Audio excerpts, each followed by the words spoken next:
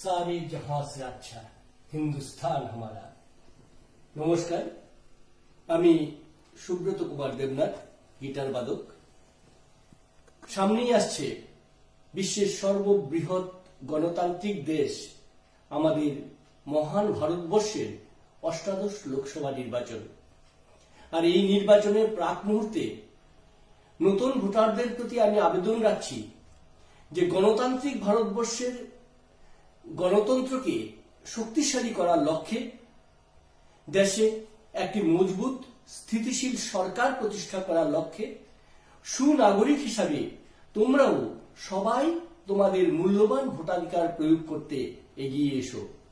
তোমরা সবাই ভালো থেকো। ধন্যবাদ।